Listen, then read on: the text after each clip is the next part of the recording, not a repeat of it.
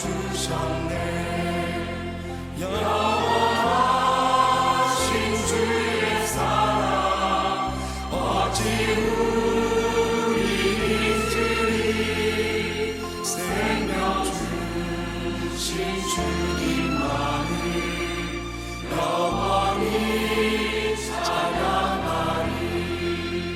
주목한 이 언덕 위에 생명의 문 열렸네. 깊고 넓은 은혜의 샘 강과 같이 흐르고 하나님의 자비하심 이 땅 위에 넘치네. 평안의 왕 주님 예수 세상 죄 구속했네.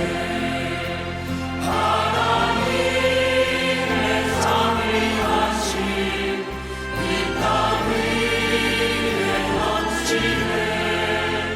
평안의 왕 주님 예수 세상 죄 구속했네.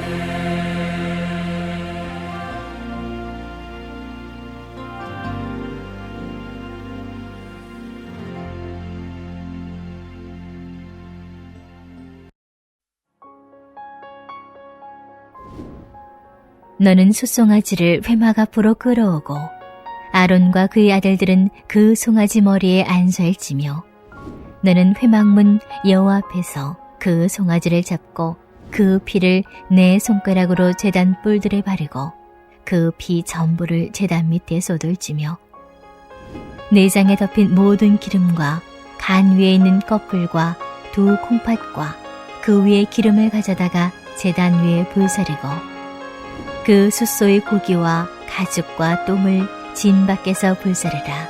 이는 속죄제니라.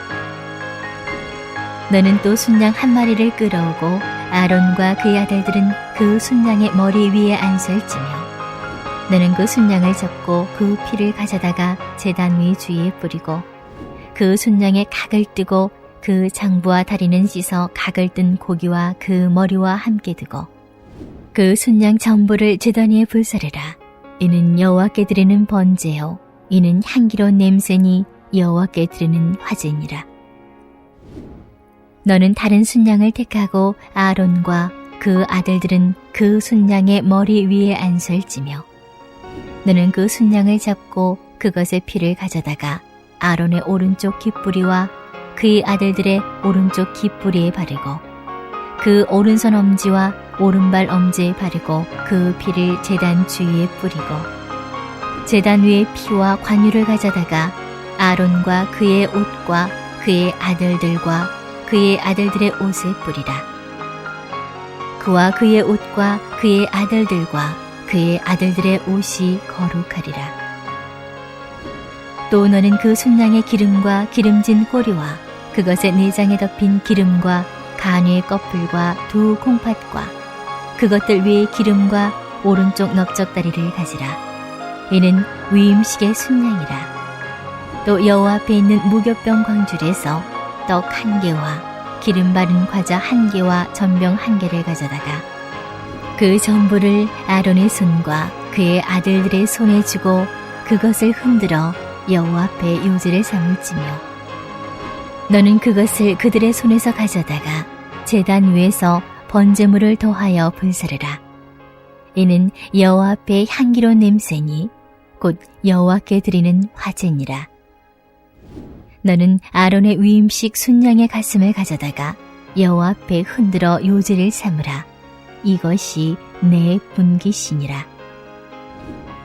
너는 그 흔든 요제물 곧 아론과 그의 아들들의 위임식 순양의 가슴과 넓적다리를 거룩하게 하라.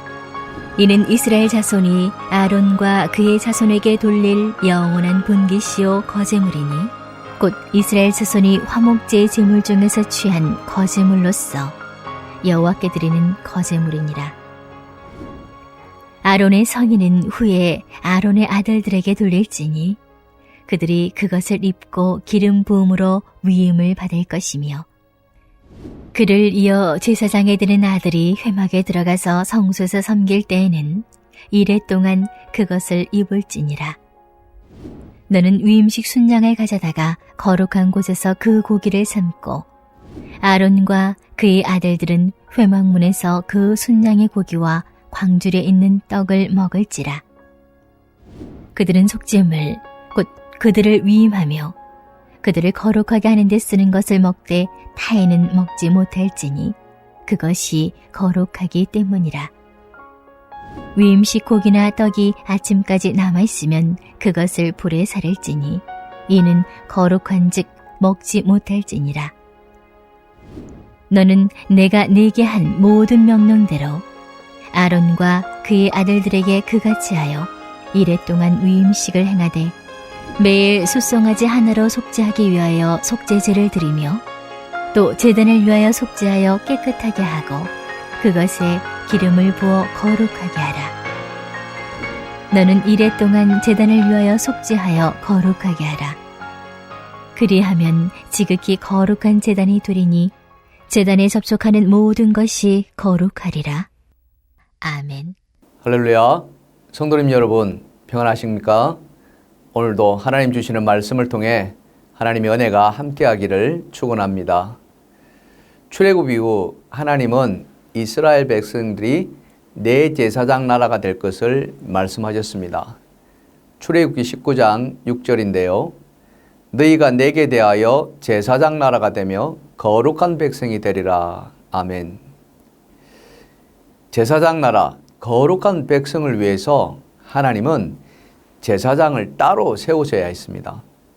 여기서 말하는 제사장은 하나님께 제사를 드림으로 하나님과 사람 사이에 중보 역할을 하는 그런 감당하는 사람을 말하고 있습니다. 그런데 그 제사장을 아무나 세울 수는 없지 않겠습니까? 구별된 사람이어야 했습니다. 그래서 하나님이 원하는 조건을 제시하고 있습니다. 그 조건이 무엇입니까? 바로 거룩이었습니다. 거룩을 강조하시고 거룩하게 하셨습니다. 그 이유는 무엇이었을까요? 그것은 다른 것이 아니라 하나님 자신이 거룩한 분이셨기 때문이라고 레위기 11장 45절은 말씀합니다. 보시면 나는 너희의 하나님이 되려고 너희를 애굽 땅에서 인도하여 낸 여호와라. 내가 거룩하니 너희도 거룩할지어다. 아멘. 이처럼 거룩한 하나님께 거룩한 제사를 드리는 제사장은 일반 보통 사람과는 구별되어야 했죠. 그런 구별을 위해서 제사장의 권한을 위임받는 위임식 과정도 구별되게 했던 것입니다. 오늘 본문이 바로 그 제사장의 위임식 내용을 다루고 있습니다. 그 내용이 다른 것에 비해서 꽤 많은 양을 차지하고 있는데요. 이렇게 세세하게 기록한 데에는 말씀하시고자 하는 하나님의 특별한 교훈이 담겨 있기 때문에 그렇습니다. 그렇다면 그 교훈은 무엇일까요? 또 그 교훈을 통해서 오늘을 살아가는 우리가 가져야 할 마음가짐과 삶의 태도는 어떻게 해야 할까요? 함께 묵상해 보도록 하십시다. 자, 그럼 먼저 제사장 위임식이 우리에게 주는 첫 번째 교훈은 무엇일까요? 그것은 바로 대속의 은혜라는 것입니다. 오늘 본문에 보면은 두 짐승이 등장하는데요. 수송아지와 순양입니다. 그런데 이 두 짐승에게 제사장이 특별한 의식을 치르는데요. 그것은 다름이 아니라 두 짐승에 데려다가 그 머리에 안수를 한다는 것입니다. 자, 본문 10절과 11절에 보시면은 너는 수송아지를 회막 앞으로 끌어오고 아론과 그의 아들들은 그 송아지 머리에 안수할지며 너는 회막문 여호와 앞에서 그 송아지를 잡고 또 본문 15절과 16절에도 보시면은 너는 또 순양 한 마리를 끌어오고 아론과 그의 아들들은 그 순양의 머리 위에 안수할지며 너는 그 순양을 잡고 그 피를 가져다가 제단 위에 주위에 뿌리고. 아멘. 여러분 보셨습니까? 두 짐승의 머리에 안수하고 잡는다고 했습니다. 자, 이렇게 사람도 아닌 짐승의 머리에 안수하는 것은 다른 것이 아니었습니다. 그렇게 안수함으로써 사람의 죄가 그 짐승에게 증가되는 의미를 담고 있다는 것이죠. 우리는 이것을 대속이라고 부르고 있습니다. 다시 말해서 두 짐승의 죄의 증가를 통해서 속죄의 은혜를 베풀어 주신다는 거죠. 이렇게 죄를 증가하는 이유는 제사장이 될 사람이라 할지라도 죄에서 자유롭지 않았기 때문에 그렇습니다. 로마서 3장 23절은 이렇게 말씀하고 있지 않습니까? 모든 사람이 죄를 범하였음에 하나님의 영광에 이르지 못하더니. 아멘. 이처럼 모든 사람이 죄인이다 보니까 죄인의 몸으로 거룩한 하나님께 제사를 주관하는 제사장이 될 수가 없었단 말이죠. 그래서 먼저 자신의 죄를 씻어내야 했고 그 죄를 수송아지나 순양이 대신 지도록 했다는 것입니다. 속죄물이 되게 했다는 것이죠. 이렇게 해서 제일 처음 제사장 직분을 받은 사람이 누구입니까? 아론과 바로 그의 아들들이었습니다. 제사장 위임식에서 특별한 제사를 드렸는데요. 그것은 잡은 송아지와 양을 불에 태우는 번제와 화제를 또 드렸다는 것입니다. 자, 본문 18절인데요. 그 순양 전부를 제단 위에 불사르라.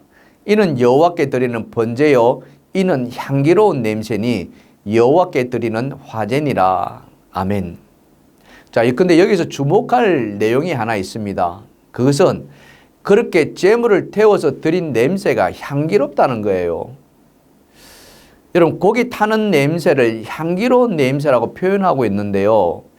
똑같이 25절에도 같이 표현하고 있습니다. 그런데 여러분, 고기 타는 냄새가 향기롭다는 데에서 공감이 되시나요? 우리가 삼겹살이나 돼지갈비 같은 것을 숯불에 구워 먹어본 경험이 있지 않습니까? 근데 그 냄새를 향기롭다라고 말하지는 않지 않습니까? 선뜻 우리가 향기로운 냄새라고 이해를 하기에는 좀 어렵습니다. 우리가 생각하는 향기로운 냄새는 화장품의 향수나 꽃향기를 연상하거든요. 싱그러우면서도 향긋한 냄새, 그게 향기로운 냄새란 말이죠. 그런데 지금 번제의 냄새가 향기롭다고 하고 있단 말이죠. 무엇을 말할까요? 여기에는 특별한 의미가 담겨 있음을 우리는 짐작할 수 있을 것입니다.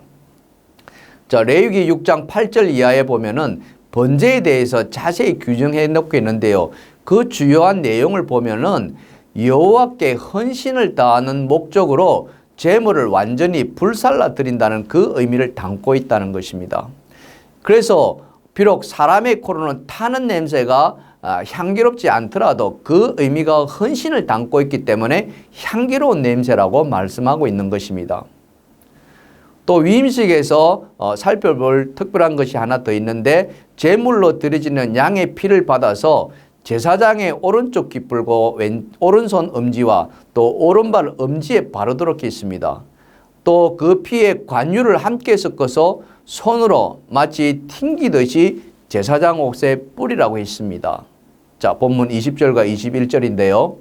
너는 그 순양을 잡고 그것의 피를 가져다가 아론의 오른쪽 깃뿌리와 그의 아들들의 오른쪽 깃뿌리에 바르고 그 오른손 엄지와 오른발 엄지에 바르고 그 피를 제단 주위에 뿌리고 제단 위의 피와 관유를 가져다가 아론과 그의 옷과 그의 아들들과 그의 아들들의 옷에 뿌리라.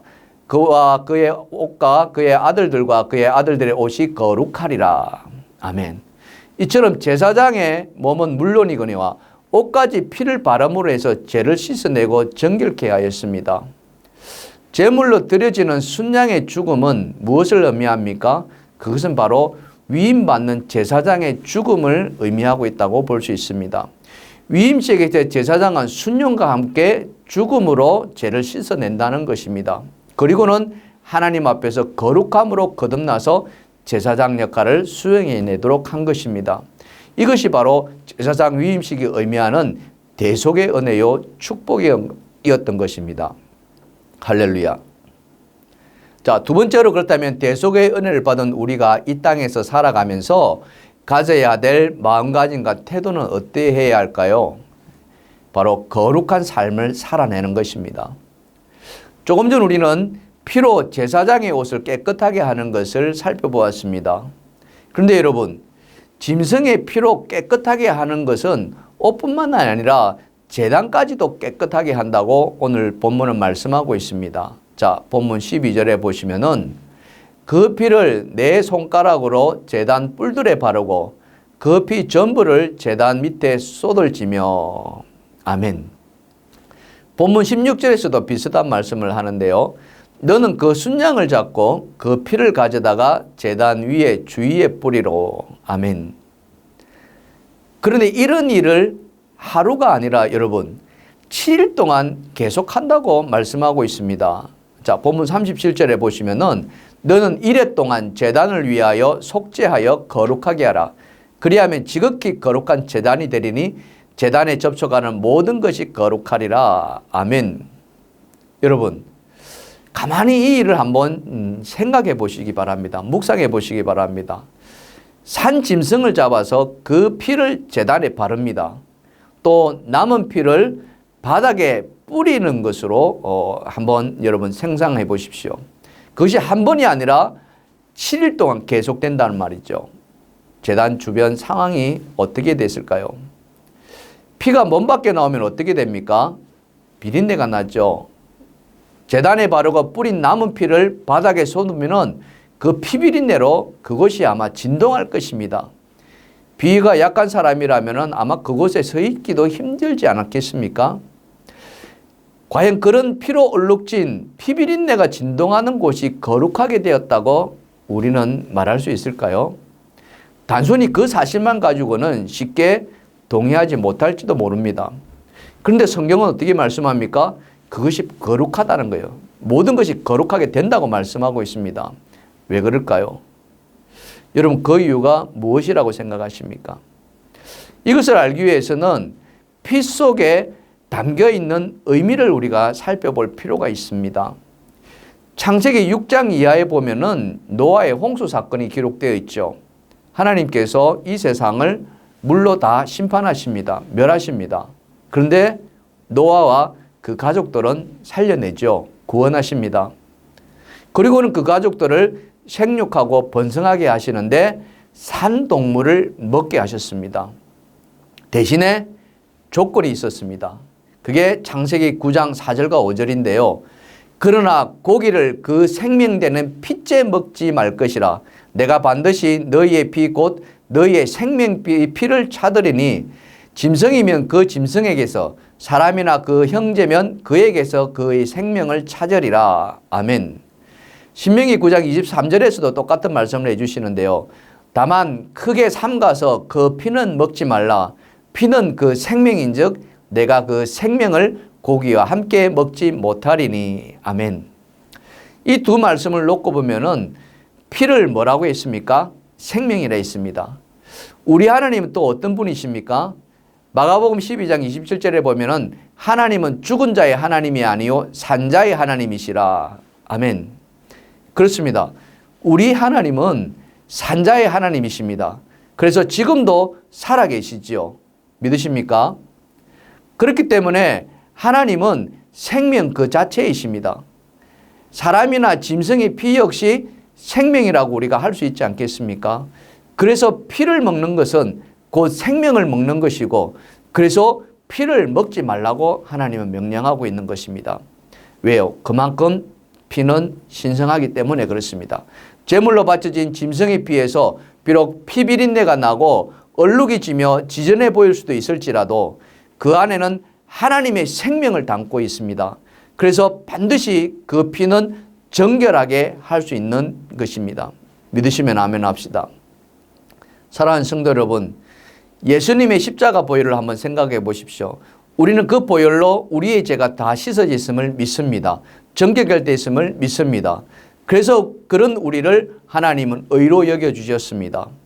그런데요, 하나님은 그 은혜를 거기서 멈추지 않고 하나님께로 나아오는 은혜까지 베풀어 주십니다. 그게 무엇입니까? 베드로전서 2장 9절에 이렇게 말씀하고 있습니다. 그러나 너희는 택하신 족속이요 왕같은 제사장들이요 거룩한 나라요 그의 소유가 된 백성이니. 아멘. 우리에게 왕같은 제사장으로 만들어 주신 것입니다. 이것이 바로 하나님의 축복이 아니고 무엇이겠습니까? 거기에다가 성령까지 보내주시지 않았습니까? 그래서 우리의 몸이 그냥 몸이 아니라 하나님의 성령이 거하시는 성전이 되게 해주셨습니다. 할렐루야. 고린도전서 3장 16절과 17절에 이렇게 말씀하고 있습니다. 너희가 하나님의 성전인 것과 하나님의 성령이 너희 안에 계시는 것을 알지 못하느냐. 누구든지 하나님의 성전을 더럽히면 하나님이 그 사람을 멸하시리라. 하나님의 성전은 거룩하니 너희도 그러하니라. 아멘. 하나님의 성전은 거룩하니 너희도 거룩하라. 그렇습니다. 이제 우리가 해야 할 몫은 우리를 거룩하게 지켜내는 것 아니겠습니까? 그렇다면 어떻게 해야 거룩해질 수 있습니까? 디모데전서 4장 5절은 이렇게 말씀합니다. 하나님의 말씀과 기도로 거룩하여짐이라. 아멘. 그 말씀을 시편 1편과 1편의 2절에 보시면은 하나님의 말씀을 즐거워하며 그 말씀을 주야로 묵상하는 삶을 사는 것이라고 했습니다. 말씀대로 순종하는 삶을 사는 것입니다. 그래서 하나님과 늘 동행하는 삶을 살 때 우리는 거룩을 지켜낼 수 있는 것입니다. 사랑하는 성도 여러분, 우리를 왕같은 제사장으로 삼아주신 그 하나님의 놀라운 사랑에 여러분 감사하지 않겠습니까? 우리를 거룩한 나라요 하나님의 백성으로 삼아주신 그 무한한 사랑에 감사하지 않으시겠습니까? 그리하여서 하나님의 말씀을 묵상하며 그 말씀대로 살아나며 하나님이 기뻐하는 삶, 하나님이 바라시는 삶을 사시는 여러분이 되시기를 축원합니다. 그래서 이 땅에 사는 동안에 천국의 삶을 사시는 그런 여러분 되시기를 주님의 이름으로 축원합니다. 말씀을 묵상하시면서 기도로 나아가시겠습니다. 첫 번째로 십자가의 보혈로 우리를 죄에서 씻어주신 하나님의 은혜에 감사하게 해달라고 기도하십시다. 두 번째로 하나님의 말씀을 즐거워하고 그 말씀을 따라 순종하는 삶을 살게 해달라고 기도하십시다. 마지막 세 번째로 우리를 왕같은 제사장으로 삼으시고 날마다 하나님과 친밀한 교제를 나누는 그런 삶을 살게 해달라고 기도하시겠습니다.